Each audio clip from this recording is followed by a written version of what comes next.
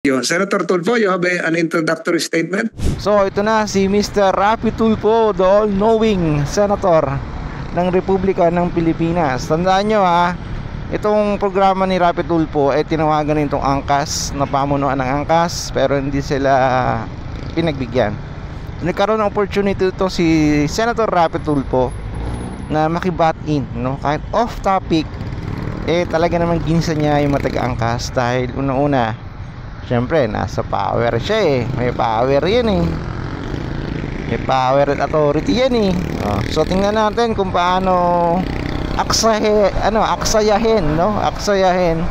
ni Rapi Tulfo yung oras nung committee hearing, no, ni Senator Tolentino at Senator JB Ejercito para isingit yung kanyang programa, no, para makita natin yung libreng exposure ni Rapi Tulfo na kesyo di umano na napakagaling na senador ng Republika ng Pilipinas. Tara, panoorin natin itong si Senator Rapi Tulfo. If any? Yeah, questions lang sana, Mr. Chair, if you'll allow me. Go ahead, if it is related to the answers. Medyo off-topic lang to, if you'll allow me, I'll take this opportunity. Motorcycles. It has to do with motorcycles, with riders. Okay. Okay. Andito ba yung angkas? Representative na angkas? Yes, Your Honor, Mr. Okay. Senator. Alam niyo na yung kaso na inilapit sa akin, yung isang rider ninyo, nag-attempt na i-rape yung kanyang pasahero at ninakawan pa. Yes po, Mr. Senator. We've been informed and are aware of Okay, that. and then yung pong complainant nag-file ng blatter and then nag-reach out sa inyo, pinagtatago-taguan nyo hanggang sa pati kami pinagtatago-taguan nyo.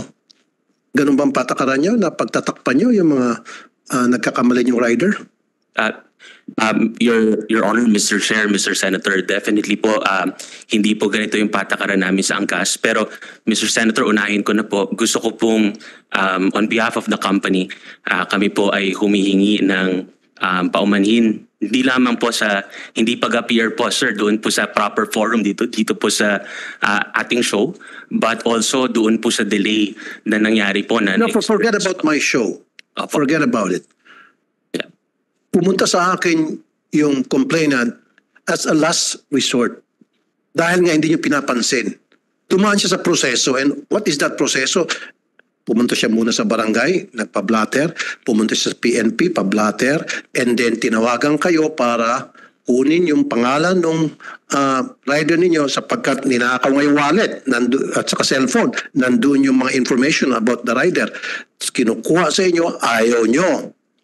Pakinggan siya, ayaw niya mag-cooperate. Pinaikot-ikot siya. And then bumalik siya sa PNP. PNP, pinuntahan niya para PNP na mag-request sa inyo na ibigay yung information so that, kung sino yung rider na, so that she can file a case against that person in court. Again, yung PNP, inareglo ninyo.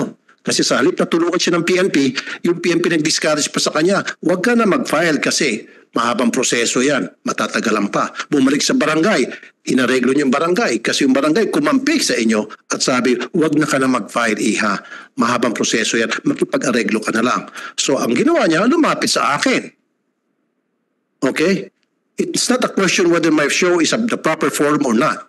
It's a question of you guys, dyan sa angkas, hindi kayo ang sumusunod sa proseso. Kayo ang pabaya sa inyong mga kliyente. Kasi kung sinunod yung tamang proseso na tumawag yung inyong kliyente, tumawag yung PNP, pinagbigyan nyo, hindi na sana nakarating sa akin. Now, pinabayaan nyo makarating sa akin. Dito tayo nga sa Senado. Tama po yun, Mr. Senator. No? Gaya po na sinabi ko kanina, hindi lamang po kami humihingi ng paumanhin sa inyo and of course to our honorable senators and members of government. Pero Senator, lalong-lalo na po doon po sa ating pasahero. Admittedly po, ang CAS prides itself with the service for passengers. Pero dito po, Mr. Senator, kami po ay nagpapakumbaba. Inabot po kami ng 7 to 8 days bago po namin na naiharap yung pong ating pasahero doon po sa ating biker. And that by any standards po is unacceptable. Mr. Senator, Ako po ay nagpapakumbaba. Ako po ay humihingi ng tawad on behalf of our company. And of course, sir, rest assured po, meron din po kaming sulat para sa inyo. Nandito po yung steps that we did. At ang pinaka-importante po right now, Mr. Senator, kaya rin po kami sumusulat for the past week po sa ating team. It's really ang priority po namin is yung ating pasahero. We want to offer counseling, we want to offer legal advice, medical service, but we understand that disappointed po yung pasahero sa amin. Ang priority lang po namin sa ngayon, maalagaan mo na siya. But rest assured po, Mr. Senator, we are not running out. We are taking accountability and responsibility for it. Ako po mismo ang humihingi ng dispensa po para po sa aming kumpanya. But rest assured po, sir, we will definitely, lalong-lalo na po for grave incidents, criminal offenses, sexual assaults. Actually po, Mr. Senator, just yesterday, we created a separate hotline na po for criminal offenses, among other action items po. And even in the organization po, Mr. Senator, we are starting a campaign on gender sensitivity and handling cases po of this nature. To be honest po, Mr. Senator... Okay, sir, let me catch you up. Masyadong mahaba na sabi mo. Okay, pang-PR yung sinasabi mo. If I were you, replace some of your people. Kasi may mga tao kayo dyan na hindi sumusunod siguro sa patakaran ng inyong kumpanya na kapag mayroong problema ang kliyente natin, asikasuhin agad. Hindi, pinaikot-ikot. So, if I were you, find out sino yung mga tao nyo dyan na hindi sumusunod dun sa sinasabing you should take care of your customer. Tanggalin mo yon o ipa-seminar. Now, my next question to you is, di ba kasama sa patakaran ninyo na kapag yung isang tao ay nakainom, kasi Mr. Chair, inamin po nung complainant na nakainom siya. Pero kung pinagsabihan siya na bawal ang nakainom, hindi na siya magpipilit kasi meron naghatid sa kanya. Di ba may patakaran kayo na bawal sumakay o magsakay ng pasaherong nakainom? Mr. Chair, Your Honor, tama po yun. We have that policy po na hindi po dapat... Is that being followed? To the book? To the letter? Mr. Senator, masasabi ko po... Because I've heard a lot na hindi. Mr. Senator, I would say na generally po talagang nasusunod po ito. Generally, yes. But dahil po dito sa insidenteng nangyari, nakikita po natin na meron pa rin pong iilan na nakakalusot po. Okay. And definitely, sir, we will deal with these. To your point also, sir, yung pong accountability sa tao namin, makakaasa po kayo on that front. How often do you conduct drug testing sa inyong mga riders? Meron po kaming annual, Mr. Senator. So kasama po dun sa annual refresher po dun sa kurso, meron po tayong motorcycle training and safety course. No, I'm not talking about training safety course. I'm talking about drug testing. Kasi Yes. para sa isang rider na rape niya ang kanyang pasahero at pagkatapos pagnanakawan pa, yan ay gawain ng isang taong wala sa katinuan. At sino yung mga taong wala sa katinuan? Most likely mga addict. So dapat meron kayong regular na check testing sa inyong mga riders. Hindi po annual. Kasi annual, alam ko na, Enero na ngayon, magda-drug test. Di ba, hindi mo nagagamit ng shabu para maging malinis. Dapat meron kayong regular drug testing. And then dapat doon sa mga pasahero, meron silang part to do. I don't know if you're doing this in the US. They're doing it sa ibang mga companies na binibigyan ng ratings yung rider o yung driver. Do you have that kind of Yes po, Your Honor. And well noted din po, Mr. Senator, doon po sa random drug testing natin at intermittent periods po of the year. And chinecheck nyo ba na on a regular basis kung itong mga rider ninyo ay marami ng mga ticket violations? Kasi kung marami, dapat tanggalin nyo na. Ibig sabihin, pasawa yun. Yes po, sir. We monitor po the status of every rider, violations po, even yung expiration po ng kanilang mga lisensya, sir, nasa aming dashboard po, sir. So we monitor the profile and the activity of the biker po. Okay. Lastly na lang, Mr. Chair, siguro we have to come up with some legislation to protect the riding public against some riders. Hindi naman lahat, Hindi naman lahat. Ayoko naman madama yung buong kumpanya mo at saka lahat ng yung iba pong mga riders. But I want to protect tong mga pasahero ninyo, yung mga kliyente nyo. You should protect them because you will not be in business kung hindi dahil sa inyong mga pasaheros. So you should take care of your pasaheros first and foremost. Di ba may kasabihan pa nga, customer is always right, right? You should abide to that saying. Okay? Yan lang po, Mr. Chair. Thank you po. Tulfo, pero idagdagan ko, may winaw from angkas. Anong status na nung kaso? Sa kasalukuyan po, Mr. Chair, Your Honor, yung pong biker that has been accused has been suspended. Hinarap na po natin siya doon po sa barangay at sa kapulisan. We have been trying to reach out po, Senator Raffy, to the family of the victim. In fact, pinuntahan po namin sa kanila pong tirahan to offer po yung counseling, to offer basically po. Criminal case, may final kayo? May na-file? Sabi kasi ni Senator Tulfo, inareglo nyo pa. Siguro pa just to clarify, Mr. Chair and Senator, yung pong the entire process po doon po sa barangay at sa police, bawal po kami pumasok doon sa loob. So it was really... So sorry, Mr. Chair, makasingit. That's BS. That's plain and simple BS. Bawal makapasok. Nareglo nyo yung PNP, nareglo nyo yung yung barangay. Kasi para sabihin ng police, Mr. Chair, huwag ka na kasing mag-file ng kaso, ang habang proseso yan, sakit sa ulo, etc. etc. Magkipag-arreglo ka na lang, pumunta ka na lang, makipagkita ka na lang sa kanila. O yan yung mga salita ng mga polis na naareglo. Ganon din sa barangay.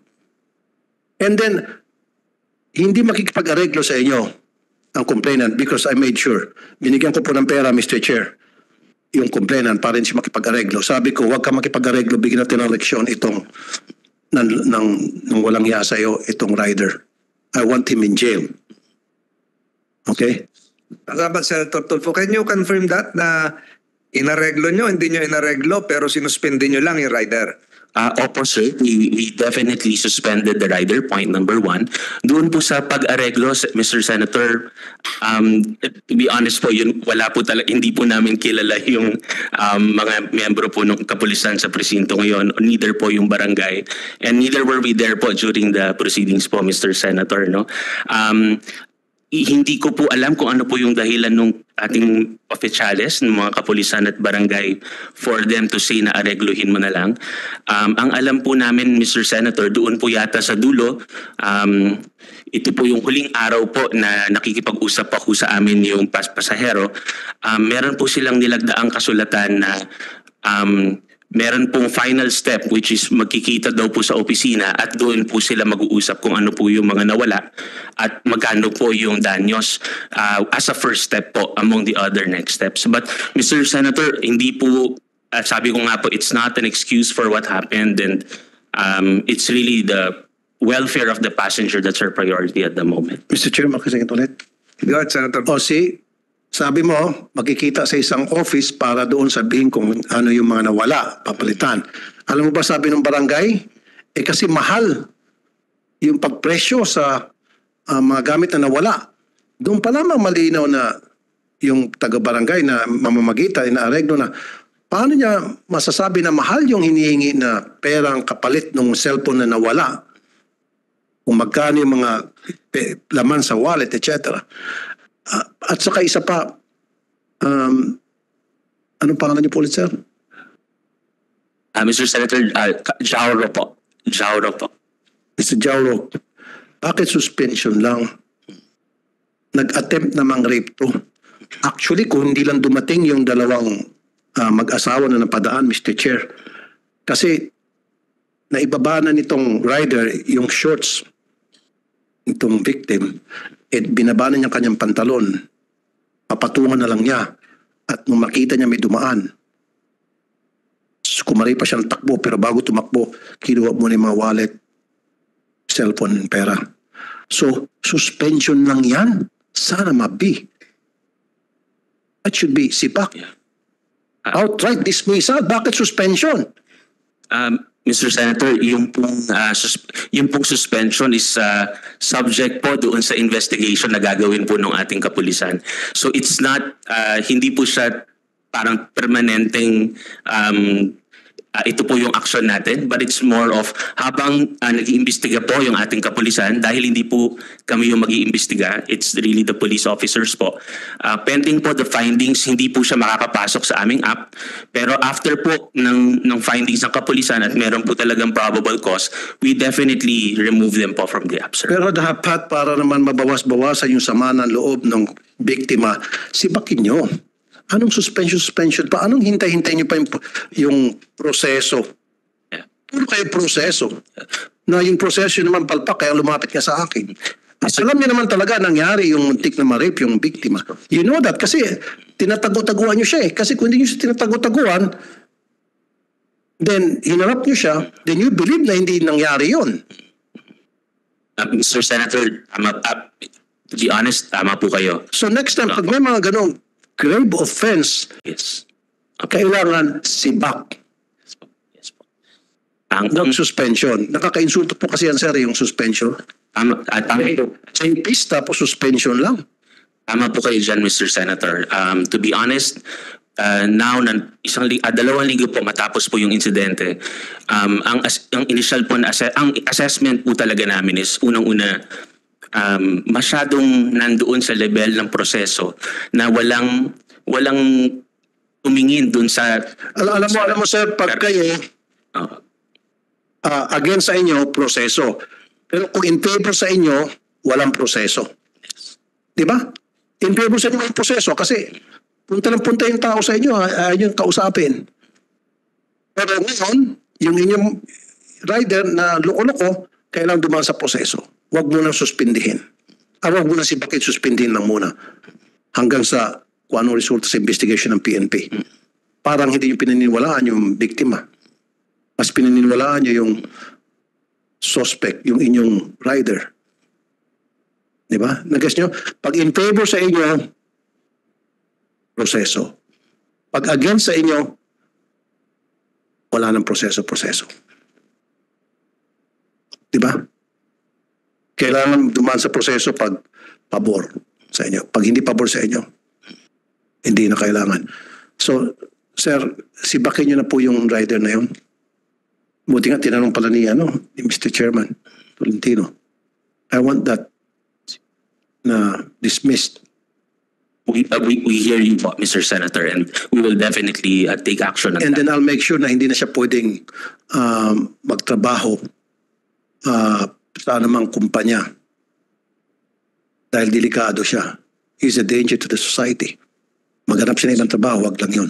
Depende lang kung makasuhan siya at makulong kasi I'll make sure he'll pay for it for what he did to the victim. Thank you, Mr. Chair. Thank you very much, Mr. Chair. Senator. Thank you, Mr. Senator. Any reaction from LTO? Any motu proprio administrative sanction that can be done? Yes, sir. Pinapako ko na po yung pangalan ng driver para maka-action na rin po LTO. We will immediately impose a preventive and then conduct the hearing. Tapos kung kailangan i-revoke yung lisensya, revoke po namin. Salamat po. We now proceed to the other items here. We heard the LTO within 2.5 years, backlog will be solved. May we ask the other... Salamat. May we ask the other associations here, riders associations, to comment on the pending measure? Professor Bergos of the Law Enforcer Riders Association of the Philippines, the SecGen. Naghahabol na tayo konti sa oras. May dumating na tanghalian na. Pwede na tayo mag-alas 2 dito. Akala ko, sandwich lang eh. Go ahead. Good morning, Your Honor. Working lunch na to. Good morning, Your Honor. Good morning po, Senators. Sir, good morning. This is to help the committee to be enlightened on the RFID technology. I'm Professor Gerald Abergos. I'm the Secretary General of LERAP, and I'm also part of the National Advisory Council of the HPG. We were talking about the RFID, and yung kanina po, yung sabi niyo po, kung may data pa na po pwedeng makakasya dun sa device which is an RFID. For the enlightenment po of everybody and kung may makakatulong po for this, Sir, the RFID po, the sticker, the RFID, there's a chip there po. Yung chip na yon, it's not like a flash drive na nandun po lahat yung memory and everything. It's just a device para po makuha natin yung information para po bang password siya. Para yung password na yon, in layman's term po, yun po ang mapupunta dun sa system. Now, ano po ang kaibahan ng RFID and ng QR code and ng barcode? Ang RFID po kasi, since radio frequency po siya, pwede po siyang makuha natin yung data na kahit hindi po natin babarilin o titignan yung pinaka-sticker. Parehas po ng ginagamit natin sa NLEX and SLEX, pwede po tayong dumaan nang hindi binabaril yung ID. So yun po, ang kaibahan po niya sa RF, sa barcode and QR code, yun po yung kailangan natin device ng malapitan. Now, on the idea po of kung po pwede pong maidagdag, if I may, sir, tama po, sir, na pwede naman po maidagdag. It's not that napapalitan po natin yung mismo device. Idadagdag lang po yung system na yun, yung fields na yun sa LTO po. So, hindi na po natin, hindi po tayo mababacklog ng magpapalit po ulit ng RFID sticker, not unless kung nasira po talaga siya. So from that certain password, so may say, i-add lang po yung ibang data. Kung pwede po ma-add, totoo po yun, sir, pwede po ma-add yung data and it would take the MIS po of our LTO. Pagdating naman po dun sa kaninang sinasabi ko yung para mapadali po isa natin sa mga checkpoints, it's true na if there's an RFID, mas mapapadali po. However po, it would take a system again, parehas po ng kasing hirap ng system at kasing mahal ng system, yung sa gate po natin, sa mga tollways po natin. Ang best po to alleviate that, plus the RFID also, if hindi ko lang po alam kung meron na po ngayon, if yung ID po ng RFID sticker ay may barcode, practically po, pwede po siyang magamit ng may device, kahit cellphone lang po. So, ang tanong po dito, may barcode ba yun nakakabit? Yun po ang hindi ko po alam, sir, kung yung barcode po yun ay kasama na po pwedeng, kasi that would help po eh. Lahat tayo may motor, may barcode ba yun? May barcode. So that answers it. Yes po. So yung barcode po yun, that would help po sa mas mabilis pong proseso natin sa checkpoint. And sa crime prevention naman po, because it's an RF po, it's a radio frequency, kung napadaan po yung motorsiklo or any paghinalaan po natin, sir, makukuha po natin yung data po nun kahit hindi po nating malapitan as long as masaga po yung radio frequency signal po. So that would be maybe an added po natin na meron tayo pong mga lugar na may RF receiver para po kung sakasakali pong dumaan, para pong CCTV ang dating, na kung dumaan po doon, makukuha po natin yung data. It would also help the PNP po. You're in favor? In favor po, sir. And totoo po yun na, sir, medyo kailangan po munang kompleto po muna yung plaka ng lahat. And ng RFID po, in lieu of the plaka na wala pa, I don't know, sir, sa LTO, pero I think it would be easier po. Sorry, sir, I just think it would be easier na may RFID po habang yung plaka po natin ay yung mahabang number. In favor po, sir. Habang wala pang plaka, RFID mo na. I think po kung mas mura at mas mabilis ang data, mas mabilis-bilis po yung RFID. That is in favor po of this proposed amendments. RFID. Ano po mas I don't have the ano po kasi, sir. Kasi yung plaka nagagawa sa recto, yung RFID, mahirapan na sila. Diba?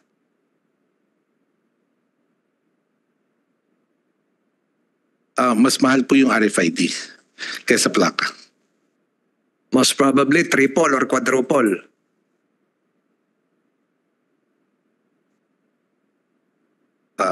Sorry, we'll give you the values, pero mas mahal po ang RFID kaysa plaka. Thank you, Professor Abergos. Anything more?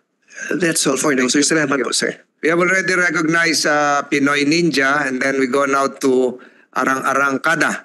Arangkada, you're recognized. Yes, sir. Magandang tanghali na po pala, sir. Senator JV, Senator Francis Tolentino. I'll be speaking on the part of the riders. Aminado po ko at aminin ko po sa inyo na isa ako sa nabahala nung napasok ang Republic Act 11235. Kaya nga kami nagkaso rito eh. Kaya nga kami nagtipon ng 109,000 riders na nagpunta sa EDSA dahil nga napakarami ang against dito. Nakakalungkot naman po marinig coming from the part of the LTO na it will take 2.5 years na para magkaroon ng plaka ang lahat ng mga motor, sabihin natin pati kotse. Nakakalungkot din marinig na meron pa rin palapon na pumapabor pa rin po sa doble plaka. Ang sa akin, sa part ko, ewan ko lang sa mga ibang kasamahan ko rin dito na mga leader din ng riding community, unahin na muna ang RFID dahil mas importante ang RFID eh. Kung if it is lalagay lang naman sa sticker, lalagay naman siya sa motor, wala naman po problema. Wala naman ako nakikita ang problema diyan kaysa mag-antay ka pa na matagal. Dahil this Republic Act 11235 is already approved and signed. So we need to hurry up dahil baka bukas makalawa, ipasok na naman yung 11235 dahil hindi pa naamiyandahan. With all due respect to Senator JB, maraming salamat po sa inyo na nandito yung initiative na para maamiyandahan itong 11235. Nakakabahala lang po dahil hindi pa po ito naamyendahan, baka bukas makalawa yung yung batas na ito, bigla na lang i-enforce. Nakakatakot.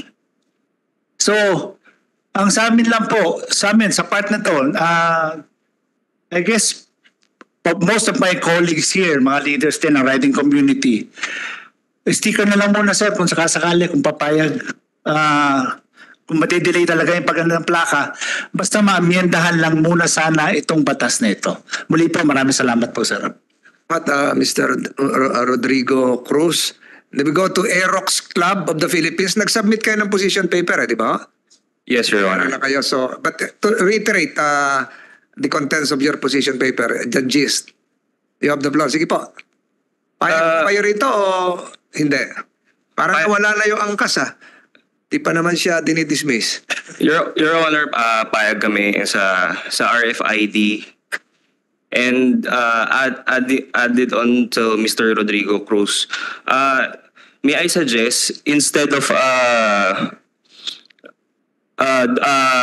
making the new plates of the new motorcycles, will be pertaining to LTO, why don't we prioritize the old motorcycles, because criminals don't use new motorcycles. They always use the old motorcycles. And for the new motorcycles, we can do the RFID. So, para hindi na rin kayo mahirapan sa backlogs. At the same time, as you mentioned, yung mga machines at yung mga robots nyo are... Do we have a data on that? Criminals don't use new motorcycles. They use old most of the criminals, they use... Meron ba tayong datos nito? Can this be supported by facts? Na yung mga nangyaring noon ay gamit-gamit ay lumang motor, hindi yung bago? Meron bang... Mr. Chair, Your Honor, kaya yun? we will get data on this, sir. I will submit a special report regarding this, sir. Mr. Jericho, saan mo naman nakuha yung ang ginagamit ng kriminal ay yung luma, hindi yung bago? We saw it on the news, Your Honor. Especially most of the news, we can identify the motorcycle if what year it or model motorcycle year model of the motor vehicle, if what year it came from. Preference nila yung luma. At baka yung luma hindi na pwedeng pantakbo. Baka matanggal na yung kadena no. Your Honor, yung luma kasi na motorcycle, sila yun yung mga, especially from around 2016 to 2019, wala pa rin silang plaka. Mahaba yung MV file number. So hindi sila talaga ganun ka-visible sa mga CCTVs. Colonel Congressman. Yes, Mr. Chair. Hindi po, I think hindi ma-consider na old motorcycles yon. No? Considering the overall issue dito sa plaka, kung 2016, 2017, 18, we could say na kasama ito doon sa mga bago pang motorsiklo. Kasi ang naging, I think, kung hindi ako nagkakamali, parang naging impression ni Honorable Chair is parang ang sinasabi mo, yung year 2000 o 2001. So, yun lang, Mr. Chair. Attorney Mendoza, mas mahaba daw yung MB number ng luma? Ganun ba?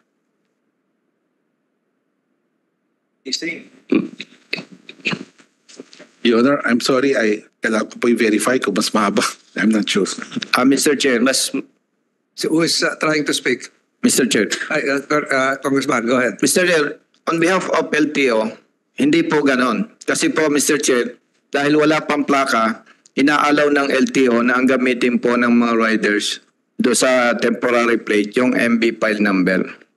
So, lahat po yan, pare-pareho lang. So, ang issue talaga dito, yung plaka pa rin, kailangan talaga. Think to add more, Mr. Jericho. So, ayaw mo, payag ka, pero medyo naguluhan ako. No, prioritize muna yung regarding sa plate kasi prioritize na lang muna yung mga backlogs na yung mga wala pa pong plates. Pero si LTO kanina, sinasabi, unahin nila yung 200,000 a month na bago, as babalikan yung kasunod yung, mauna yung bago kaysa doon sa luma. Yun nga po. Static muna sila doon sa luma. Di ba, Attorney Vigor? Yes, Mr. Chair. At saka ang DOTR po, iniisip rin ho nila, baka pwede namin i-outsource para mas lalong mapabilis yung paghabol sa backlog. Pinag-aaralan po ngayon, Mr. Chair, the possibility of outsourcing the production of the backlog in motorcycle plates. Katulong dyan ng TESDA. Yung TESDA na marami silang manpower para tumulong to. Pero just the same, the position of Aerox is unahin yung backlog. Ang problema lang, magiging backlog na yung bibili bukas, yung bibili makapasko, sila naman yung backlog. Kung 2.5 years yun, abutin tayo ng 2026 bago matugunan yung bibili bukas. No, Your Honor.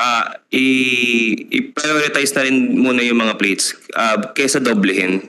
Yung sa likod na lang muna. Yung rear plates instead of doing a doble plaka. RFID. Kaya. Yes, Your Honor. RFID much better.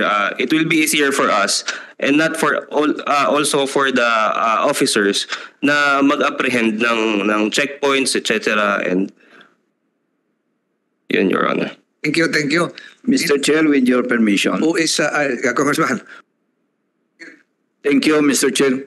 With your permission, Mr. Chair, pwede po ba magtanong sa LTO kung anong year po ba yung pinaka-old na backlog? Is it 2014, Mr. Chair? The parliamentary courtesy, Congressman Busitas is allowed to question directly Attorney Vigor. Thank you, Mr. Chair. Yes po, Mr. Chair, 2014 po ang pinakalungan.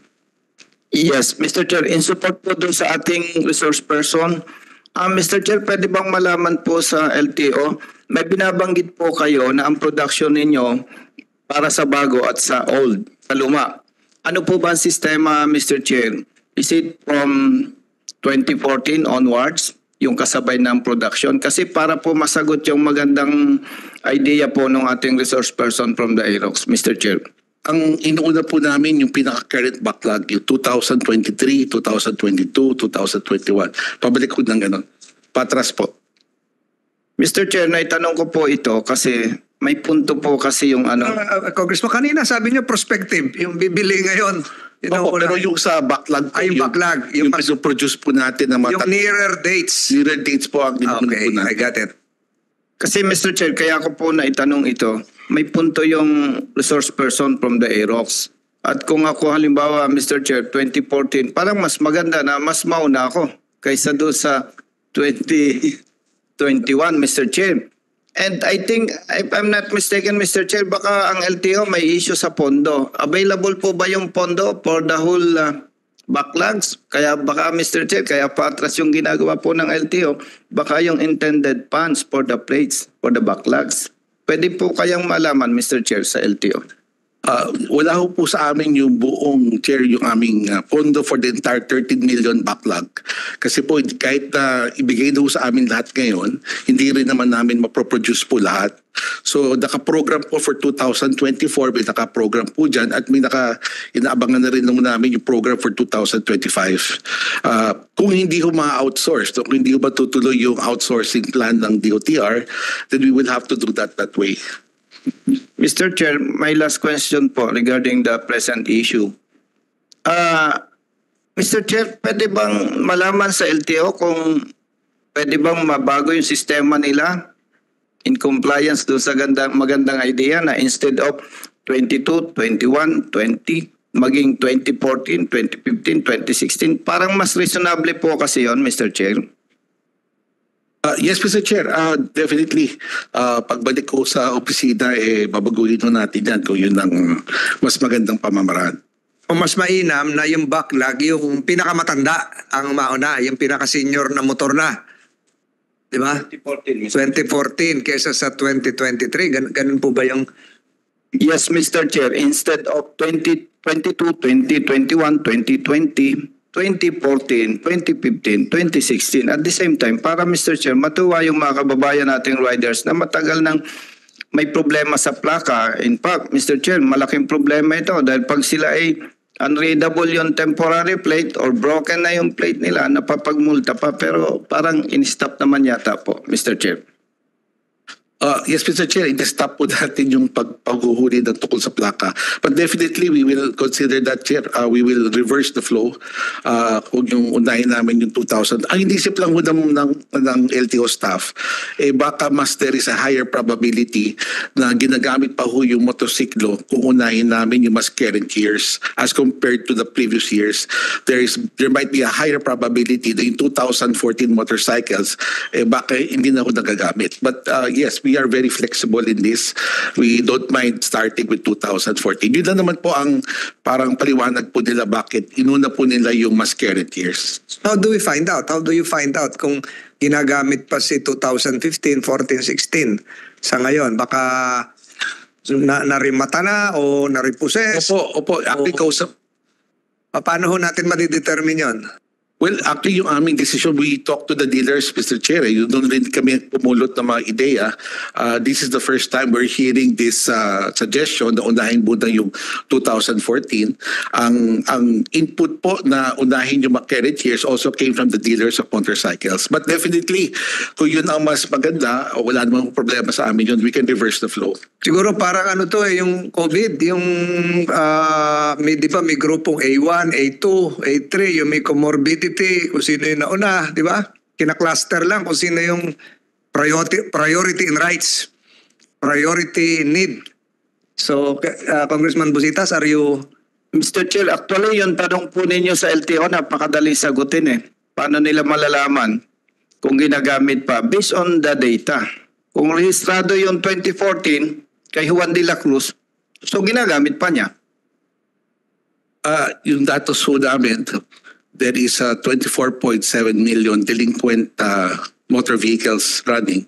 70% po niyan motosiklo. 70 o 17? Ano po? 17% o 70? 70% po. 70% of the 24 million? 24.7 are delinquent po, hindi ko nang karehistro. Kaya mahirap kong sabihin na rehistrado po yung 2,000. Talagang meron doon kaming datos na motosiklo na hindi pa ho rehistrado. Pero baka ginagamit pa ho, yun hindi ho. Mr. Chair, in support doon sa confusion po ng LTO chief.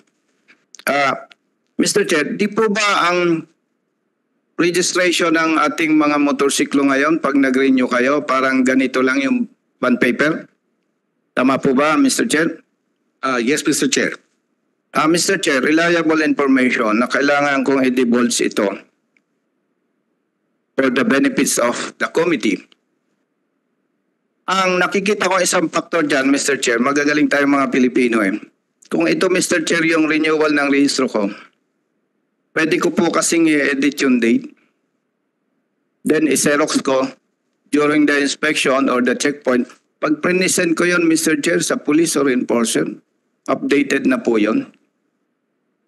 Reliable information yan, Mr. Chair. So, maybe ang isa sa root cause po nito why 70% of motorcycles unregistered delinquent. Yung nabagong sistema, Mr. Chair, na madaling pekein po, yung OR, parang ganito lang yun, Mr. Chair. Ordinary paper. Vigor, Mr. Chair, can you confirm that? May QR code po yan, kahit bond paper po yan, may QR code po yan. Ang LTO enforcers po, may scanner. Or even on your ordinary phone, pwede ko makuha yung QR code. Tapos yung data ho on the back end, makukuha ho namin. So kung mali yung datos na nalakay, kung pineke po nila yung ORCR nila, mahuhuli po ng LTO enforcer po Hindi yun. pwedeng ipeke yung Yung QR QR code. code, hindi po pwede ipeke. Yes, Mr. Chair. Mr. Chair, with respect to LTO Chief, nationwide, ilang po ang enforcers ng LTO? Ang nag-enforce, mga 500 po nationwide. And ilang po ang registered motorcycles? Nasa 14 million, 70% of that, right? More? More or less 8 million, Mr. Chair. Mr. Chair, by ratio and proportion, napakaliit po ng numbers ng enforcers ng LTO. Mas malaki po ang numbers ng local police and local enforcers. So yung pong sinasabing may scanner ang LTO, hindi po yun justification para sabihin natin hindi lulusot yung fake na OR, Mr. Chair.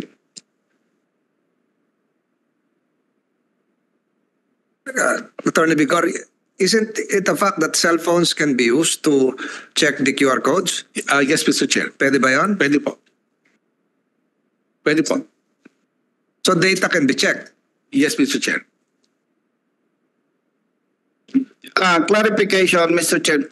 Kung yung bang cellphone ko, scan ko, yung lalabas kong the whole information, particular yung registration?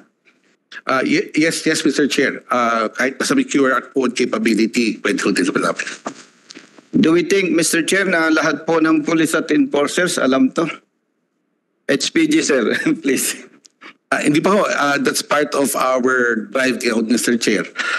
We are trying to talk to both. Di na ho sa HPG, nakipag-ugnayan po kami sa DILG para pati mga LGU enforcers, man-train ho namin para ho turuan sila paano binavalidate po to. Kasama na ho yan sa aming overall campaign para makuha ho namin yung mga unregistered motor vehicles. Pero later on, even the RFID can be mirrored in a cell phone, iPhone. Pwede ba yan? Baka may app lang na gano'n para hindi na tayo bibili ng mga barel-barel. Opo, we'll check on that, Mr. Chair. In fact, dun sa aming budget Kasi for yung 2000... drone, napapalipad na nito eh. Oh, yung drone, napapalipad ng bagong iPhone. I-app. We'll check on that. Malaking bagay ko rin sa amin yan. Hindi na kami kailangan na humingi ng budget for the scanners. Yun rin ang magiging problema namin kung wala akong app na ganyan. Kung we will rely on the RFID at we will have to purchase more scanners para ma-distribute po sa mga enforcers. Kung wala akong app, but we'll check on that, Mr. Chair. Thank you. Senator JB, akala who else is Mr. Hindi ko mabasa kasi yung mga pangalan niya na. Gutom na ako eh. Mr. Perillo from Kagulong. Kagulong po. Thank you, Mr. Chair. Magandang tanghali po sa lahat, kay SIN.JB, kay Congressman Busita at sa lahat po. Sa bahagi po ng kapatiran sa dalawang gulong ay pinifirm namin ang aming posisyon na aming binasa noong nakaraang last hearing hanggang sa ngayon. At nais naming ipahayag na sinusuportahan namin ang pagsusulong na sa halip plaka sa harap ay RFID. Base sa mga tinuran ng ating mga resource person ay partikular na sa LTO, malaking problema yung production ng ating plaka. Ang plaka sa harap ng ating motorsiklo ay naniniwala kaming hindi ito dapat kasi ang ating motorsiklo ay walang uniformity. No? At kung sakaling maglagay tayo ng bracket ay napakadelikado. Base din sa binanggit ni Congressman Busita, after ng krimen ay hindi mo na mapapansin ang plaka sa harap. Maaring sa likod. So napaka-importante sa lahat na ang problema sa kakulangan ng plaka ay resolbahin natin na dapat ang bawat motorsiklong pakikita natin sa kalye ay dapat ay may plaka kahit sa likod. Rinig ko rin ang concern ng ating kapatid sa riding community sa Arangada dahil nababahala. Maging kami rin nababahala sapagkat ang ating pinag-uusapan ng Republic Act 11235 o Crime Prevention Act ay isang ganap na batas at sa kasalukuyan ay hindi pa ganap na fully ini-enforce. Maraming mga probisyon sa loob ng nasabing batas na nangangamba kami, lalo na doon sa usapin ng matataas na mga penalty. Kaya sa bahagi po ng kapatiran sa dalawang gulong ay nakikiusap kami na sana ay isulong na natin ang isinusulong na pag-amenda para dito sa Republic Act 12335. Salamat po. Salamat po, Mr. Pirello. Next would be Mr. Andrew Angeles, MDPPA. MDPPA, sir. Good morning, Mr. Wala pa Chair. kayong wala pa kayong position paper, ano? Submit na rin nakapag-submit na po kami, Mr. Chair. Mhm.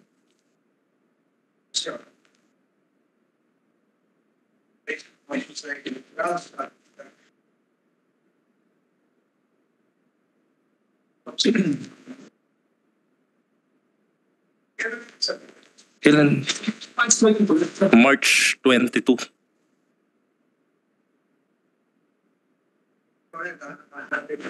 Okay, thank you, Mr. Chair and honorable senators. In behalf of MDPPA, we are the major motorcycle assemblers in the country, composed of Honda, Kawasaki, Suzuki, Yamaha, and TBS. And as far as the manufacturing is concerned, the MDPPA reaffirmed our support to adopt SB 159 as the amendment for RA 11235. On the technical aspect, MDPPA believes that the provision stipulated on SB 159 on the utilization of RFIDs serve more advantages for the manufacturing side than the previous front plate policy, because almost of our models running in the production line are not designed to have plates in front, and number of motorcycle models do not have provisions in front where decals plate can be affixed. The RFID guarantees a safer alternative to our users than to manually modify a metal front plate in order to comply with the law. So that's all, Mr. Chair. Thank you. I now have in my possession your previous letter. Pero meron pa yung letter dated today. Yes, sir. For today, ngayon lang ito. Mr. Chair. Congressman. Thank you, Mr. Chair. Mr. Chair, mag-comment lang po ako doon sa comment ni Mr. Rod Cruz from Arangada and Mr. Perillo na according to them, nababahala sila. Gusto ko lang sabihin po sa riding community na number one, wala po tayong dapat ikabahala. At makikita po ninyo kahit talagang maraming measures na dapat i-address ng Senate, priority po ni Honorable Senator Tolentino ito, in support na rin doon sa proposed amendment ni Senator J.B. Ercito. Kasi po, bakit hindi kayo dapat mabahala? Wala ako sa posisyon na magsabi, pero I think one thing for sure, bago makumpleto ng LTO ang plaka, hopefully with the support of Senator Tolentino dito sa amendment na to, mailabas na itong amendment na to. Kasi po, hindi kayang ipatupad itong Republic Act 11235. Why? Wala ngang plaka eh. Paano mo huhulihin yung walang plaka eh? Wala ngang plaka. O, di ba? So, mayroon pa tayong 2.5 years. Pero mapapansin po ninyo, kahit busy ang Senado, minamadali po ito ni Honorable Senator Tolentino and Senator J.B. Ejercito. Kaya yung pong ipinapangamba ninyo, ay kalimutan na ninyo yan. Dahil sigurado, mauuna pa itong amendment na to bago makumpleto ng LTO yung plaka. Hindi nila pwedeng i-implemento. Thank you, Mr. Chair. Thank you, Congressman Busitas. Next, we have Mr. Lasarte, tama ba? Philippine Advocates for Road Safety. Yes, good morning, Mr. Chair, Senator JB and Congressman Busita. In behalf of Philippine Advocates for Road Safety, on our position po dun sa RA 11235, agree kami na RFID yung ilagay sa harap. Dahil dun sa original na batas po na na kung magiging plaka po yan in terms of safety ay hindi sa safe para dun sa mga gumagamit ho ng motor, no, at yung posibleng matanggal at may madamay na iba pang mga road users. And kung gagamit po ng RFID, ang masuggestion po namin ay mas ito talaga yung pagtuunan ng pansin kasi nga nasa digital age tayo, mas bigyan to ng pagtuunan talaga kaysa doon sa paghabol ng backlog ng plate number, no. At in terms of sa penalty, nag-agree po kami dito sa po natin sa SB Senate Bill 159, yung pagbaba po ng penalty dahil yung batas po ng MIRA sa ngayon ay masyadong mabigat para ho dun sa mga rider, no. But in the particular po, meron lang kaming suggestion regarding the section 5 ng SB 159, related po dun sa pagpapataw ng penalty para doon sa mga yung hindi nila alam in case na tampered pala yung RFID o yung plate number. At kung ako halimbawa gumagamit ako ng motor, nabili ko yung motorsiklo, tampered pala at hindi ko siya alam, nakalagay po kasi doon sa section 5 na merong penalty na hindi lalagpas ng 10,000. No, on our part, kung kami pong rider, wala kaming kamalay-malay ay pinipenalize kami nung batas, no. Siguro ang baka yun ho mas pag-isipan ho, baka mas pagtuunan ho sana ng tuon ng pansin yung sino yung mga namimeke, sino yung mga sindikatong nagtatampered posibleng magtampered ng plate number. O sa actual na karanasan natin, yung mga namimeke ng ORCR, kaya ho nakakabili ng mga motor na ginagamit ho sa krimen. So yun ho yung mas suggestion sana namin, particular ho doon sa section 5 ng proposed amendments po natin ng 11235. No, at ang isa pa hong sigurong i-raise namin in terms of safety, may kinalaman sa crime prevention. Madalas yung nangyayari, halimbawa papasok ko dun sa mga villages po, no, sa mga nagmamotor, pinapatanggal ho yung helmet at hindi pinapayagan na mag-drive sa loob ng mga villages ng may helmet. So sa tingin ho namin, parang nasa-sacrifice in terms of safety ng rider, no, in case natatanggalin yung helmet kung ang purpose ay identification ng rider, no.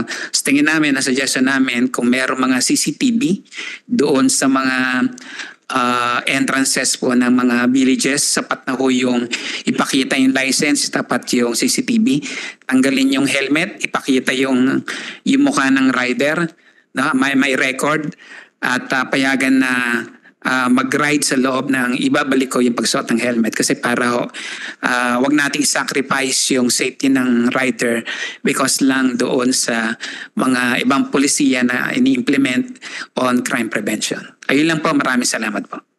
Thank you. Mag-response si Congressman, pero bago yun siguro, yung sinasabi mo na tampered, di ba 5 days naman dapat i-register kung bagong bili. So, kung magko-comply doon, di ba lalaman kung tampered nga? Di ba? Yes po, pero ang ano ho natin kung kasi magaling ho ang mga Pinoy na mag-tampered, hindi ho natin masabi na baka in the future baka yung mga nabibiling mga second hand na mga motorsiklo ay matampered na yung mga plate number o RFID. Hindi ko namin alam. Pero on our part na kung tayo po ay ordinaryong rider, hindi na alam na tampered pala yun, siya pa yung mape-penalize. So ang ano lang ko namin, mas tuunan ng pansin ko sino yung mga gumagawa mismo ng pag-tampered ng mga RFID. Salamat, Congressman. Mr. Chair, doon sa tampering ng RFID, I don't think na magiging problema yan kasi hindi madali, Mr. Chair, ma-fake yung RFID. Mr. Chair, thank you. Response lang po doon sa sinasabi ng kapatid nating rider na pag pumasok sa subdivision, pinapalis yung helmet. Number 1, rights po nila yon private yon for security purposes. Number 2, as far as safety is concerned, walang issue po doon kasi sa subdivision, di ka naman pwedeng tumakbo ng mabilis, takbong pogi lamang. Kaya wala po wala tayong nakikita, Mr. Chairman, na problema doon. And kung talagang hindi acceptable sa iyo yung reasoning na ganon, huwag ka na lang pumasok sa subdivision. Rights nila yun Hindi natin pwedeng questionin yan. Yun lamang po, Mr. Chair. Thank you. We now recognize Mr. Lacson, Juan Andre Lacson of the Northern Mindanao Ring. Yes, sir. Yes, Mr. Chairman.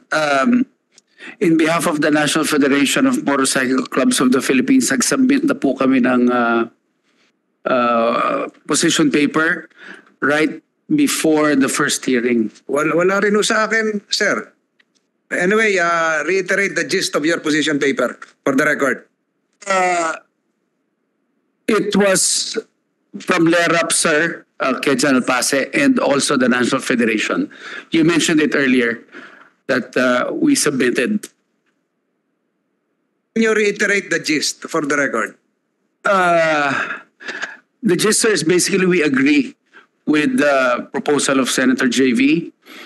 But based on the hearing today, I just would like to make 2 observations, additional observations.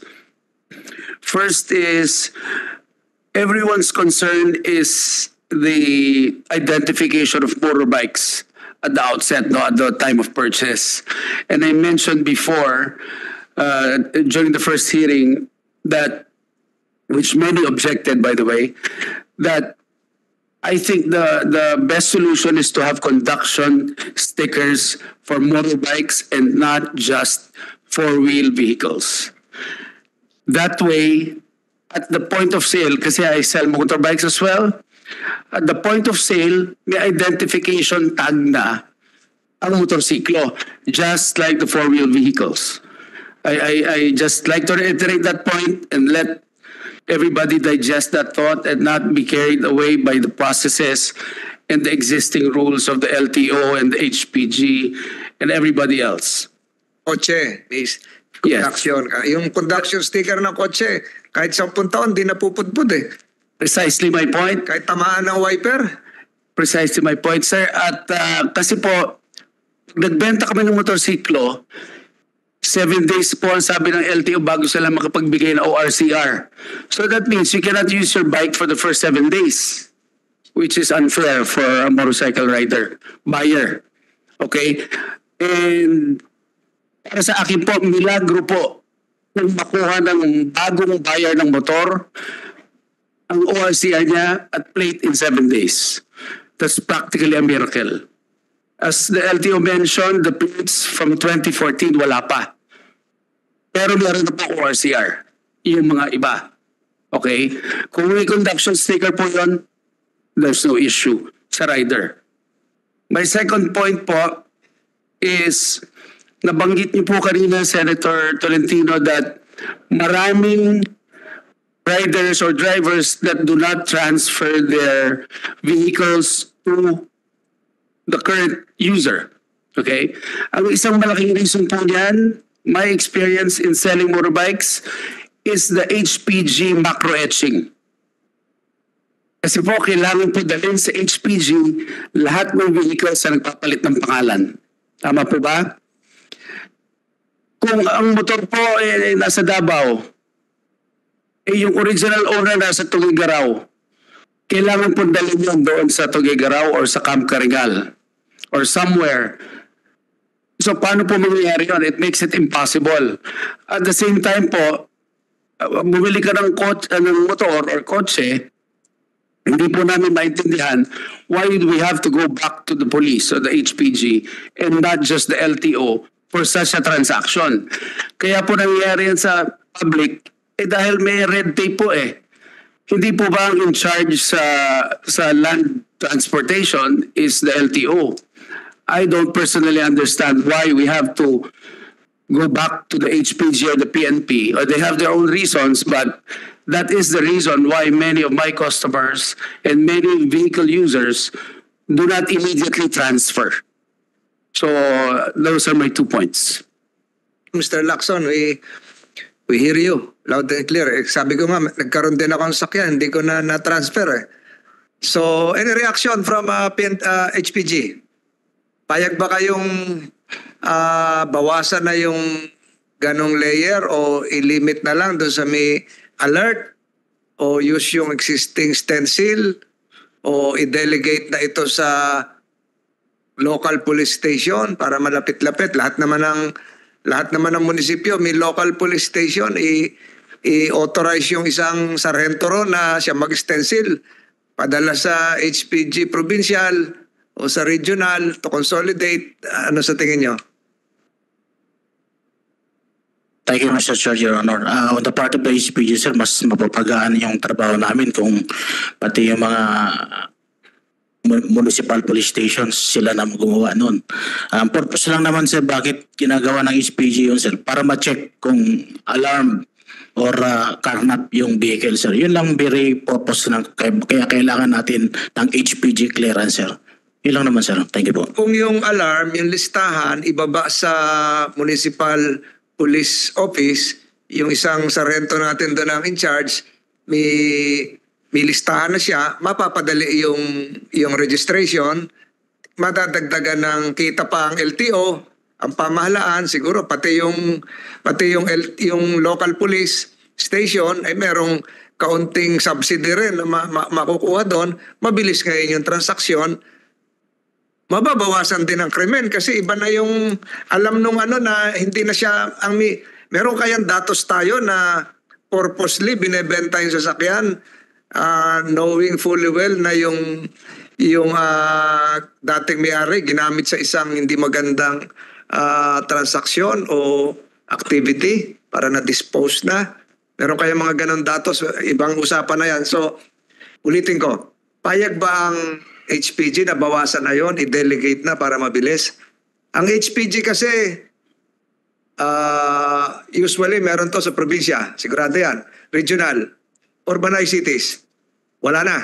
Ayun na. Doon na siguro, doon na nakat yung yung additional layer. We will get the opinion of the LTO. Thank you, Mr. Chair. Kano siguro magiging dagdag na kita ng LTO pag nag-transfer na milyon yan? Opo, definitely. Milyon yan. Pero we join the sentiments po eh. Talagang pinagkaaralan ho namin yung requirements ho namin dyan. No? In fact, that's one of the talking points with the ILG kung paano namin mas-streamline. And then gusto namin electronically link up ang HPG with LTO para kung meron silang alarma, may sasakyan na nadawit sa kidnapping o anumang krimen, alarma na kagad namin sa aming sistema. Hindi na ho marirehistro yan. Hindi na ho malilipat yan sa buong Pilipinas. But to do away agree with the, again, face-to-face, macro-etching and all these things. So, pero yan po isang discussion points natin with DILG and with PNP para pa streamline ho namin yung mga requirements ho namin, mapabilis, and then mas maraming compliance. Salamat po, Mr. Chair. Mr. Chair. Mr. Chair. I think, Mr. Chair, the idea is good, pero I think hindi pwede, Mr. Chair. Kasi po, mahalaga yung SPG clearance dahil may macro-etching dyan, Mr. Chair.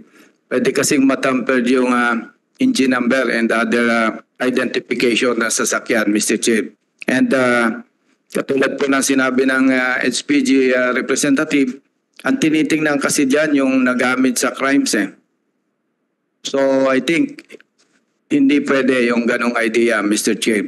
And idagdag ko lang, Mr. Chair, hindi lang naman po talaga yun ang problema eh.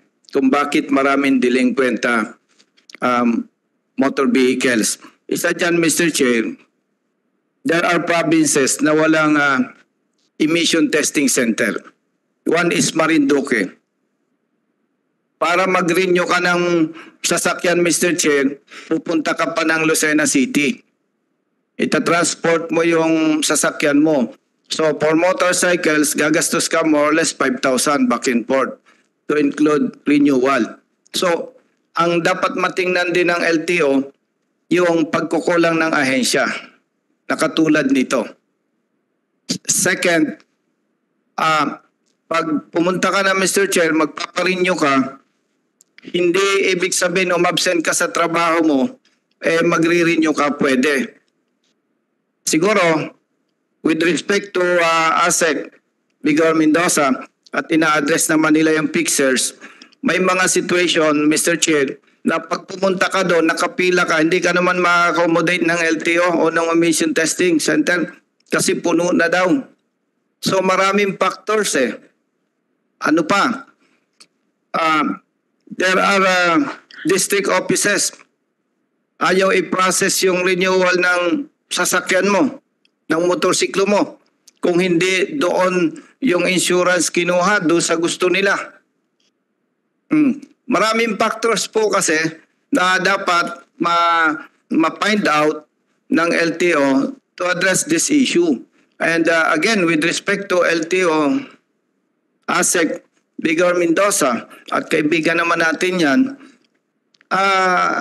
sana po, huwag tayong mag-focus masyado muna doon sa panghuhuli ng mga motorcycle riders na unregistered yung motorsiklo.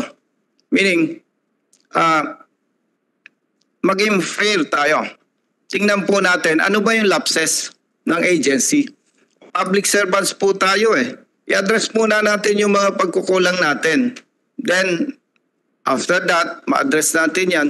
Saka po natin higpitan ang mga ito. Maraming factors, Mr. Chair, na dapat i-address po ng LTO. Sa ngalan po ng public service. Kaibigan naman natin yan eh. So, siguro po, Mr. Chair, dahil out of the topic na ito, pag-usap po kami ng LTO para mapag-usapan po ito. In general, hindi po natin pwedeng i-blame ang mga motor vehicle owners dito sa problema na ito. Maraming problema po na dapat ma-address, Mr. Chair. Thank you. Thank you. Just the same, may we request the LTO family here to provide this committee, although not part of this deliberation today, any recommended policy changes that would ensure, one, the facilitation of transfer of ownership and registration. Similar to the United States, which I mentioned a while ago, they do that in 1 day. Two, how the agency can increase its administrative revenues. Kasi pinag-uusapan natin yung mga backlogs, kailangan ng pera nun. Pinag-uusapan natin yung increase yung IT capacity ng central server ninyo, etc. Kailangan ng pera nun. So, perhaps, Attorney Bigor Mendoza, I know you're creative enough.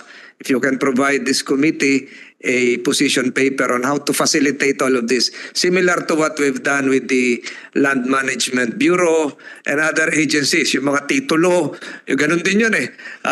Yung mga hinati na titulo, ganun din yun eh. So all of this are meant to address public needs. But just the same, it would increase the revenues of the government. And perhaps we can find a solution. So if you can do that, sir. Yes, sir. We will submit the Thank you. proposed changes, sir. Thank you. We're now on the tail end of this. Umalis na yung arangkada, sir. 1 minute na lang, mapakinggan niyo to. Baka naman call of nature na yan. We can dispense you. Gusto ko lang idagdag, though not part of the agenda for today. The concerns of many concerning electric bikes na hindi na-rehistro. At minsan, nakakasalubong ko na rito sa Buendia. Liliko bigla ng, minsan EDSA. Itong yung makitid na tabi niya, papasok ng EDSA, yung ating end ng MRT. Nandun, kasalubong mo, walang tunog. Walang tunog. Na, on the part of the pedestrians, katabi mo na, malaki-laki rin, walang helmet si rider, medyo senior citizen, walang tunog, ewan ko kung may lisensya, walang rehistro, walang helmet, naka-chinelas lang yon, at kulakul pa yung mag-drive, may trike yun eh. At very easily accessible dito sa, hindi kalayuan dito. Corner of gano-gano, kahit pwede kong i-mostrat. This is not just for Metro Manila but all over the Philippines. Na i-charge mo lang, andar na, paparada mo, sa gabi umaandar din. Walang tunog. So, is there any policy recommendation coming from the LTO, even from the Philippine National Police, how to address this? Baka ginagamit din ito riding in tandem kasi walang tunog. Tapos wala tayong reason. Do you suggest that we delegate the registration to the local government units? Do you suggest that we delegate the registration process to LGUs similar to the franchising of tricycles given to the LGUs? Or do we consolidate this function likewise to the LTO? Overburden na kayo, hindi nyo na nga marehistro yung may tunog. Paano yung walang tunog? Paano na yun? Of course, pasado kagad to sa emission. Wala itong karburador eh. Diba? So how do you address it? Do you have a specific number as to how many e-bikes have entered the market, have flooded the streets? How many accidents do we have involving e-bikes? Mas mas deadly ito. Kasi ang nakikita ko nito, aluminum na lang yung tagiliran na may basket sa harap. So, may naisip na ba kayong solusyon dito? Meron na bang asosasyon ng e-bikes? Wala pa, no? Wala pang association of e-bikes? Meron na bang meron na bang big bike e-bike?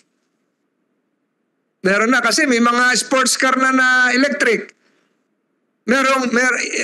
LTO should likewise consider the circular signed by the President when he assumed office that electric cars for a certain period of time will be tax-free if imported. Pasok ba dito yung e-bikes? Pasok ba yung e-bikes na 4 na gulong?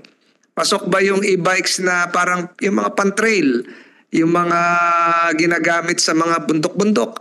So, how do we address? Dati pambata lang to na laruan, pero ngayon, nasa highway na. Do you have a number? Number of e-bikes operating, number of e-bikes being sold, number of e-bikes involved in accidents, and the manufacturers, ano yung kanina, MPPDA? Is the e-bikes, the dealers of the e-bikes, are they part of your association? No, Mr. Chair. Do they have their own association? Yes. Mayroon din yun. So, may Separate we hear from the LTO how do we address this concern, which is no longer a minority. Ang dami na nila. Dati pang subdivision lang, ngayon pang EDSA na. Right, sir. Yes, sir. In fact, we will be proposing a policy change sa DOTR. Ang polisiya kasi ngayon, ang basihan ng rehistro is on the speed in which the vehicle can run. Ang cut-off is 25 kilometers per hour. Anything less than 25 kilometers per hour, as a general rule, hindi po kailangan irehistro sa LTO. But as you said, Chair, medyo nababahala rin mo kami. Kasi, Than 25? yes, sir. Kilometers or miles? Kilometers, sir. Hindi kailangan iparehistro. Pero nababahala na rin. Yung bisikleta ni Senator JB, 50 kilometers per hour ang takbo nun. Kailangan i-registro. Biro lang yun. Yes, So sir. go ahead. Yes, sir. Dipinal yun. Magagalit sa atin yung We're shifting cycling. out, we'll be proposing a policy change, sir, sa DOTR na wag na basihan ang speed ng sasakyan but the use of the vehicle. Total, ang batas malinaw po eh. Pag ginamit yung sasakyan, any motorized vehicle used in our roads must be registered with the LTO. At yung driver ng sasakyan na to, kailangan lisensyado. The license can be given to a 16-year-old at the minimum student drivers po yan. No? Kung nasa EDSA na po yan, as you said, Buendia, kailangan covered po yan, kailangan registrado. So this is the one policy change that we're looking at. No? Nakausap na rin namin meron silang asosasyon, yung mga electric vehicles. No? Kinakausap po namin sila kung paano. We do not want to Vehicles, four-wheelers? Yes, sir. Electric vehicles, two-wheelers. Ito po, Two wheels. 2 and 3 wheelers po to. 2 and 3 wheelers. We've been talking to them since 2 months ago, preparatory to come out with a new policy guideline and for them to support new policies which the government will come out with. So yun po ang initial direction that we're looking at, sir. Hindi na ako magiging O mag-helmet na rin sila. Sinamahan mamamalengke lang, nagdala na lang e-bike. Pag dumaan Sa Cartimar na malengke, galing Bacoor. may nangyari yan dito sa Sumulong Highway po, papunta ko talagang palengke. Na-aksidente po siya, nagkatamaan. If without helmet, it could have been worse. So talagang kailangan namin pairalin ng road safety. Ito ang pag-uusapan sa DOTR which we will bring up next week po for the discussion change policy ho na nakikita po namin. Yung sa incentive, we are recommending also na lahat ng klaseng electric vehicle, whether four-wheeled or two-wheeled, ibigyan po ng incentive. No? Pero yung usage lang po ang i-control po sana ng LTO. Medyo na-abuso, baka ma-abuso. Opo. And we'd like, kaya pa naman i-register ng LTO yan. No? In fact, bawat pasok ko ng electric vehicle, dumadaan po talaga sa LTO yan. Pero sir, yung driver, walang lisensya yung iba. Mapipilitan na ho yan kung talagang ipapasa itong polisiyan to, pag dumaan ho sila sa mga major thoroughfares, especially, kailangan lisensyado ho sila. Ang gulong, kasi laki lang ng plato. Ang luneta. Yun ang mangyayari. Huwag gusto dadaan sa mga major thoroughfares natin or major streets. No? Hindi naman kailangan EDSA, kahit Tibog or Buendia, pag sila dumaan doon, kailangan they will have to comply with any other law as applicable to all motorcycles as well. Senator JB. Yes, Mr. Chair. I think we, siguro, ASEC, we really have to fast track yung ano nito, no? Kasi yung proliferation nito, Mr. Chair, napakarami na talaga. It's all over. And hindi naman sa inaano ko, marami dito, hindi talaga lisensyado ang nag-ooperate. So it becomes a danger for both for them and for others on the road as well. So I think we probably, Mr. Chair, we should have a separate investigation on the matter, or probably the LTO itself can already prioritize kasi road safety na ito na talaga medyo delikado because as I can see it, as I can observe, marami talaga dito ay hindi lisensyado. They're not licensed to operate motorized vehicles and yet they are on the road. So both danger for themselves, to their passengers, and to others. Pero kinakatabahan ko dito, Mr. Chair, marami pinansusundo ito ng mga batang maliliit, mga nanay. So, mga lola. So, yung safety talaga ng mga passengers, I think we really have to prioritize also this issue, Mr. Chair. Expect your policy recommendations likewise. Pero aakto na kayo within 3 months, gano'n ba? Next week lang ho, pagsasabit to kami ng policy direction, change policy direction with the DOTR. But consider the possibility of involving the local government units. Kasi sila yung nakakaalam sa mga barangay nila kung ilan yung mga dumating na ng mga electric, mga senior citizen, naka-electric lahat, nagmi-meeting. Yes, sir. Convoy sila eh. Kasama yan sa discussion points namin, sir, with the DILG para mapalawak ko namin ang discussion on the matter. So deprive them of their mobility. Pero tama yung sinabi ni Senator JB, yung road safety. Thank you, Asek. Isa na lang pala, nakalimutan ko magsalita, si Mr. Nick Fuentes. I'm sorry, na-skip ko kayo. Oh, good day, Mr. Chair. Position paper here, nandito sa Yes, harap. let me give the floor to the Director General of RG Community. G, go ahead. Magandang tanghali po sa lahat. Arnold Vicente po, Director General ng The Ride Guardians Community. Sa kabuuan, sangayon naman po kami, kasama po ng mga organization ng riding community. Isa lang po yung nakita po namin is yung sa magiging proseso po, yung sinasabi pong 5 days. Kasi tulad po ng sinasabi nung kanina, kung po pwedeng hindi na gawin, pero ang sabi po is hindi po pwede. Ang nagiging common po kasi minsan, isang araw pong nagugugol sa pulis, isang araw nagugugol sa HPG, isang araw po nagugugol sa LTO. Ang sa kasamaang palad naman po, hindi po sure kung nag-submit po sa LTO ay magagawa na po kaagad ng record or maililipat na po kaagad yung proseso o yung pangalan after 5 days. Kung sakali po ganun ang mangyari, at hindi po mailabas, ang magiging liable na po nun, o sabihin natin, sabi nga po natin ay motorcycle crime prevention, ang mangyari, may papasa na po sa mga rider yung sisi na bakit wala po silang papeles o record na binibigay. Yun lang po yung isang nakikita po namin na magiging parang question po with regards dun sa 5 days. Kung pwede po sana kung ma-extend or something na ganun po ang pwede. So far, wala na mo pong problema or question with regards dun sa kabuang amendments regarding po dun sa motorcycle prevention. Thank you po. Thank you. Thank you, RG. Ang arangkada, Yes, sir. go ahead. Thank you po, sir. Okay. Madalas pinag-uusapan natin dito yung about the plate na ganyan. Kaya kami nababahala as said by my colleague Robert Perillo.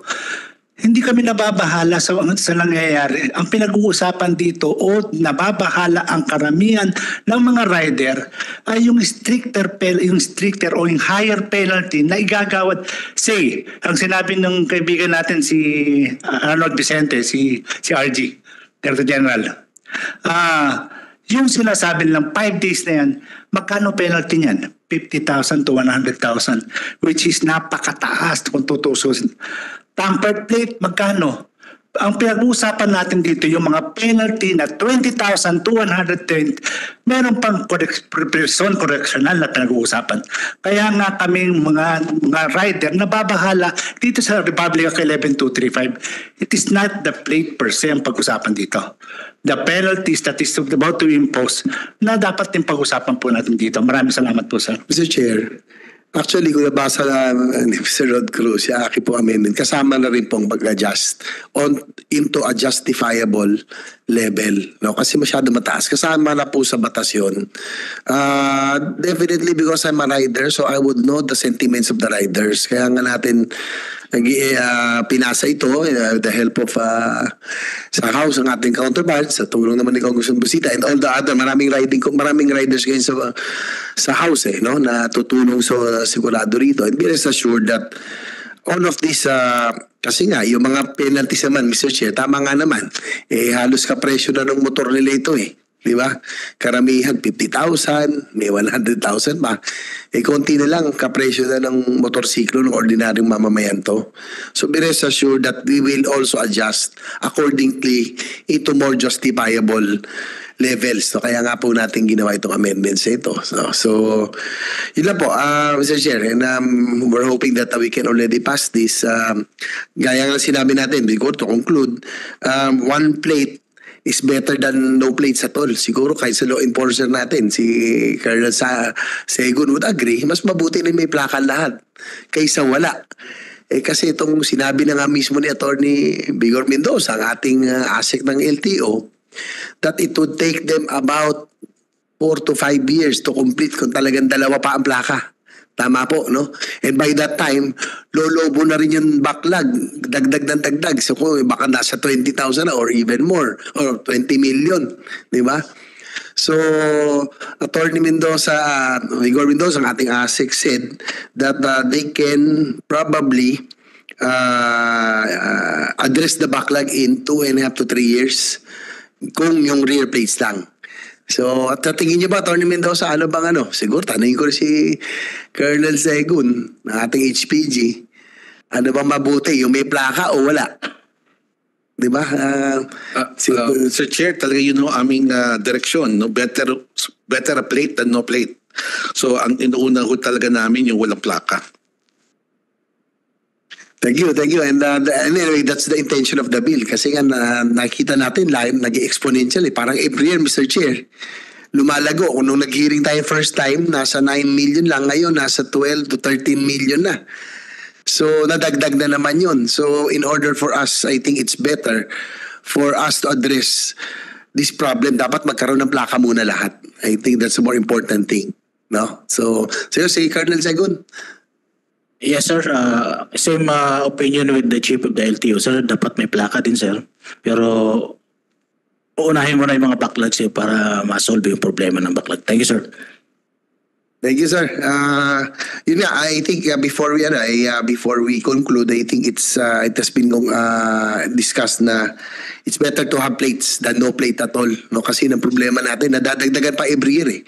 No, I think kung hindi natin ma-address to, lalo na kung dalawa ang plaka, it will take 4 to 5 years before we can really supply this. So, tingin ko mas mabuti na yun. And then with what we are advocating, Mr. Chair, yung RFID system, magkakantayang sistema na mas madali na natin mapapadali sa checkpoints, mapapadali ang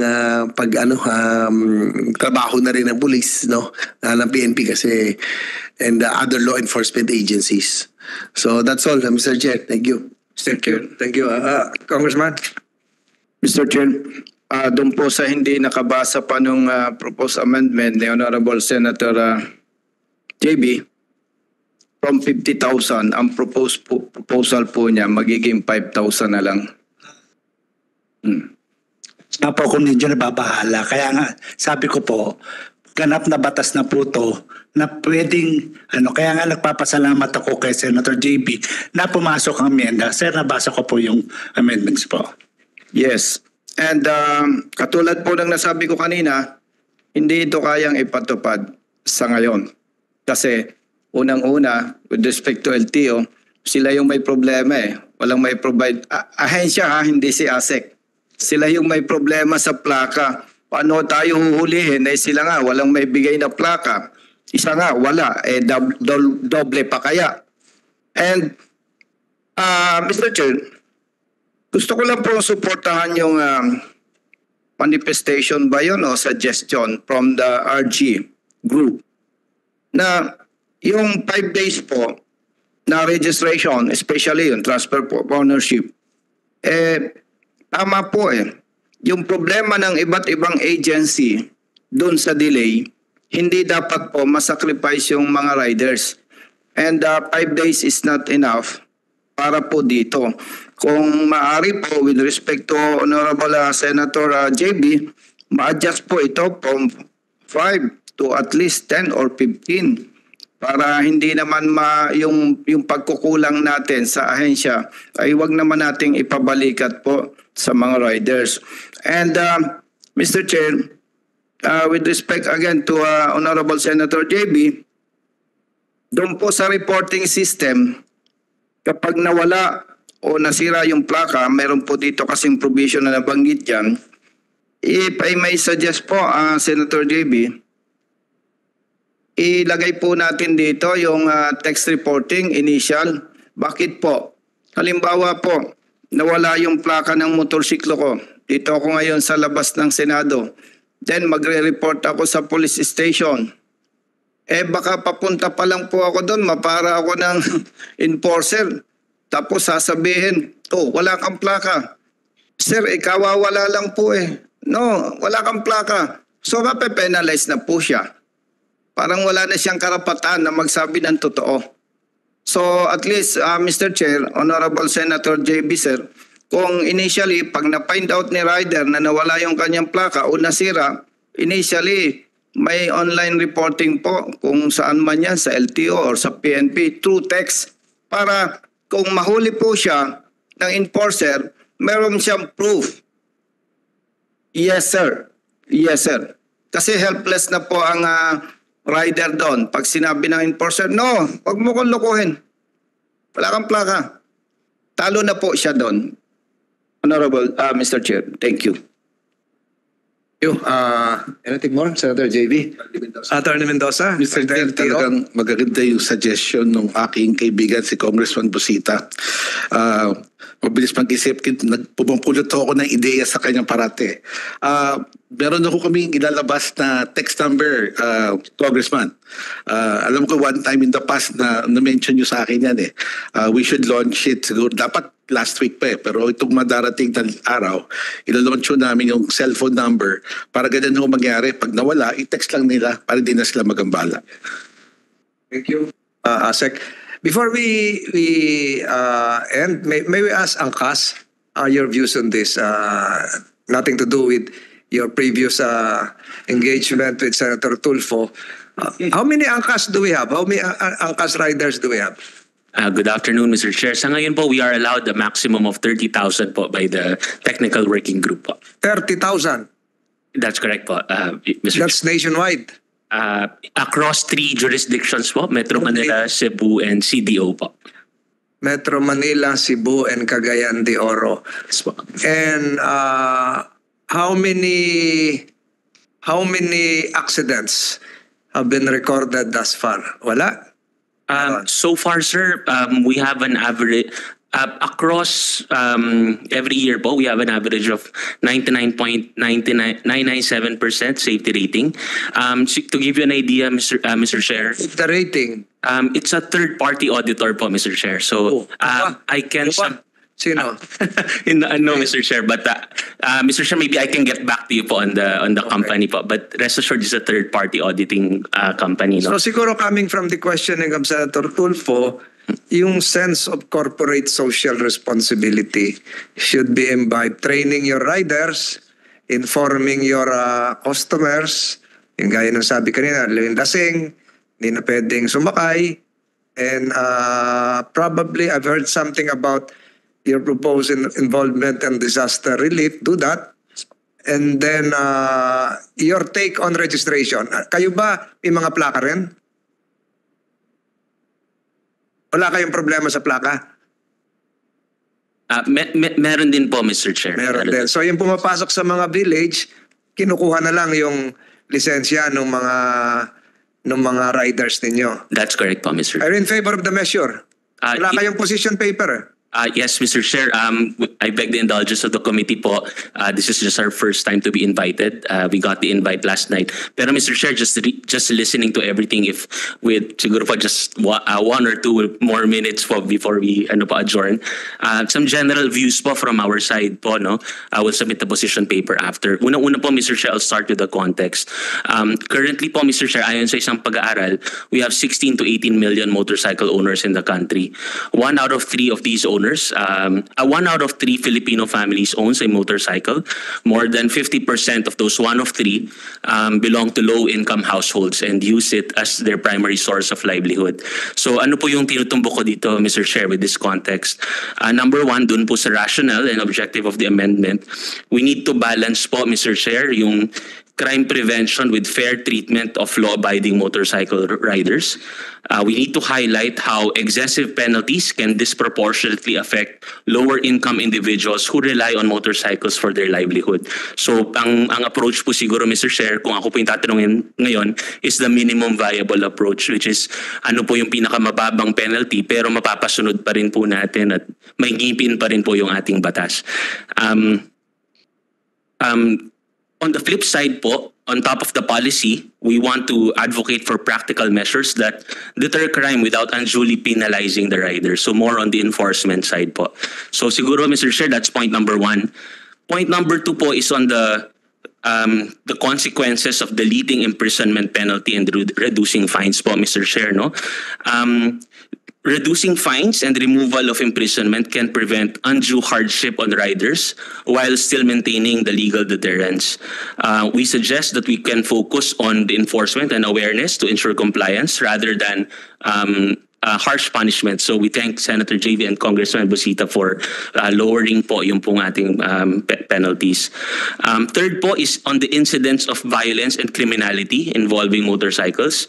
We acknowledge the high incidence of crimes committed by motorcycle riders as reported by PNP, but we stress the need for targeted law enforcement strategies that address the root cause of motorcycle-related crimes. So bumabalik po siguro, sir, doon sa enforcement. Doon po sa issue ng implementation of RFID stickers, I agree po with Congressman Busita's position na if the technology is available, we must in an ideal setup adopt advancements in technology sa atin pong batas so that our laws continue to be progressive, no? But we suggest a detailed, feasible implementation plan para po dito and recommend a grace period and public education campaign to ensure the smooth transition dahil bago po itong teknolohiya. Lastly po, last point po, Mr. Chair, is on the appropriation. Siguro, number 1 is we want to address the financial implications of having, for example, an RFID system. We propose funding strategies that won't really burden riders or the government. Isang halimbawa po, Mr. Chair, is, for example, we might want to explore collaboration with tech companies for cost-effective solutions. But ito po ay mga mungkahi lang at lalagay po namin lahat sa position paper. Net po, Mr. Chairman, we emphasize the importance of protecting the rights and livelihoods of motorcycle riders. Ibalansi lang po sana natin with the goal of enforcing the law. So, Mr. Chair, we'll put everything in a position paper po, and thank you so much po for giving us the time. Salamat, Angkas. Siguro narinig na lahat yon, pati yung kay Sec Mendoza.